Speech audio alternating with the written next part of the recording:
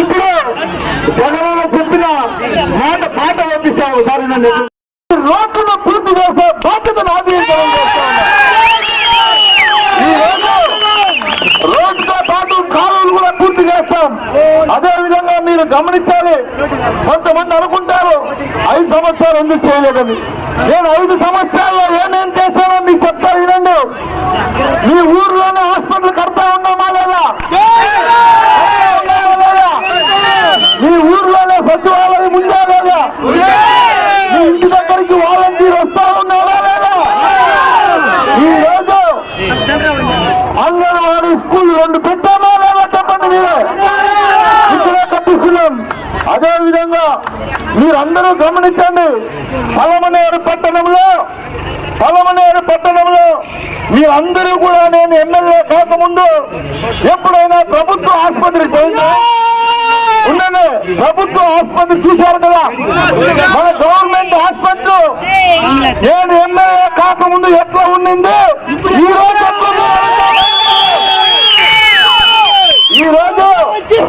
ఇన్ని మాటలు చెప్తా ఉన్నారు. మంత్రిగా ఉన్నప్పుడు ఏమన్నా 100 పడకల ఆసుపత్రి కట్టారా?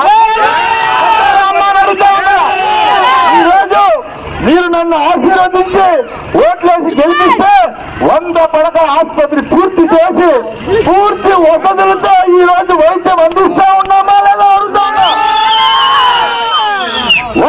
ఒకటి గుర్తుపెట్టుకోండి. ముఖ్యంగా మనం హిందూ ముస్లిం అందరూ కూడా బాయిగా ఉంటున్నటువంటి ఈ దేశంలో అందరూ కూడా మనం అన్నదమ్ములాగా కలిసిమెలిసి ఈ దేశంలో కులాలు వారిగా మతాలు వారిగా చుట్టూ పెడతా ఉన్నారు తెలుగుదేశం వాళ్ళు. మరీ ఘోరం ఏమంటే చంద్రబాబు కూడా గొడవలు పెడతామని ఇప్పుడు ఎలక్షన్ వచ్చిందని ఇంట్లో అన్నదమ్ములు ఉంటే వాళ్ళకు కూడా గొడవలు పెడతా ఉన్నారు. ఒక్కటే గుర్తుపెట్టుకోండి, వైఎస్ఆర్ కాంగ్రెస్ పార్టీలో ఉండే కుటుంబ సభ్యులందరూ కూడా ఇది గమనించండి. కొంతమంది తెలుగుదేశం నాయకులు ఎమ్మెల్యే మీకేం చేస్తున్నాడు, మీరు వచ్చేయండి మా పార్టీలోకి.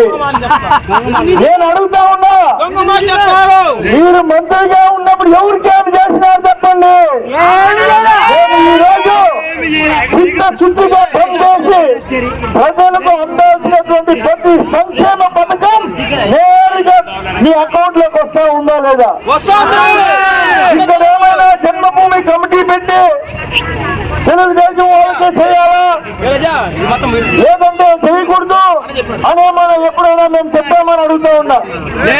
మీరు గుర్తు పెట్టుకోండి, మళ్ళీ జగనన్న గానా ముఖ్యమంత్రి కాకపోతే మీరు గుర్తు పెట్టుకోండి, 2014 నుంచి 2019 వరకు మీరు పడినటువంటి కష్టాలు గుర్తున్నాయని అడుగుతూ ఉన్నా.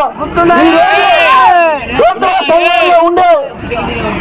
సంఘాల్లో ఉండే మహిళలందరూ గుర్తు పెట్టుకోండి, 2014లో చంద్రబాబు నాయుడు ఒక మాట చెప్పారు మీ అందరికీ, మీరు కానీ నాకు ఓటేస్తే మీ డ్వాక్రా సంఘాల్లో ఉండే అప్పంతా రుణమాఫీ చేస్తారని చెప్పాడా లేదా అక్క అడుగుతా ఉన్నా.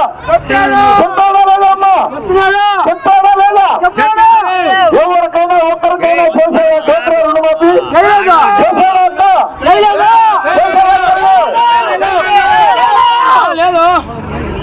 జగనన్న ఎన్నికల సమయంలో అప్పటం చెప్పలేదు మీకు, ఒకటే చెప్పాడు, నేను పూర్తి రుణమాఫీ చేయలేను, వైఎస్ఆర్ ఆసరా పెట్టి మీకుండే అప్పుని నేను 5 సంవత్సరాల్లో అప్పు తీర్చే బాధ్యత నాది. ఒప్పుకున్నాడా లేదా? ఒప్పుకున్నాడా?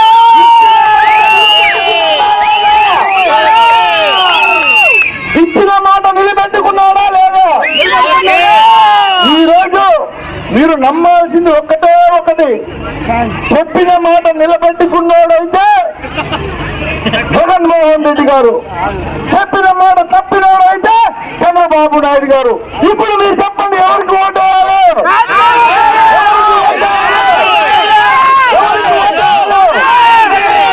ఇదే ఎందుకు చెప్తా ఉన్నానంటే, ఇప్పుడు మళ్ళీ కొత్తగా చెప్తా ఉన్నారు ఏదో సిలిండర్ ఫ్రీ ఇస్తా, అది 3 సిలిండర్లు.